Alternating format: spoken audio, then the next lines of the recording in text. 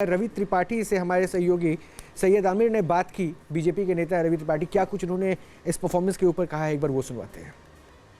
Bihar BJP के प्रवक्ता रवि त्रिपाठी इस समय हमारे साथ में हैं, जो कि वरिष्ठ नेता भी हैं और लगातार अभी आंकड़ों पर नजर रख रहे हैं। लेकिन जो प्रचंड बहुमत मिलता हुआ दिखाई दे रहा, उसका एक्सपेक्टेशंस तो बड़े बड़े लोगों ने भी नहीं किया था, जिस तरह से जनता ने इस बार समर्थन दिया है। रवि जी, क्या लग रहा है इस बार, क्या मतलब कहां तक आप रुकेंगे?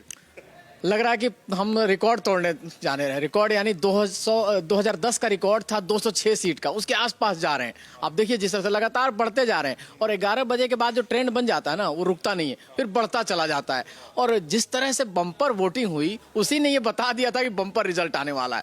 ये क्लियर था कि बम्पर रिजल्ट आकर लोग पढ़ नहीं पा रहे थे। अब देखिए तेजस्वी पीछे चल रहे हैं, तेजस्वी लगातार पीछे चल रहे हैं, 3000 वोट से पीछे चल रहे हैं। राहुल गांधी का क्या होगा? अब तो उनको राजनीति से संन्यास ले लेना चाहिए। झूठ बोलने के बजाय, चुनाव आयोग पर आरोप लगाने के बजाय अब चुपचाप राजनीति छोड़ दें, तभी कांग्रेस का भला होगा। कांग्रेस 10 के नीचे चली गई। राहुल के साथ का अगर हम बात करें, पिछले चुनाव से लेकर के इस चुनाव में भी देखें तो राहुल अगर अखिलेश के साथ जाते हैं तो हारते हैं, राहुल अगर तेजस्वी के साथ जाते हैं तो उसको हराते हैं।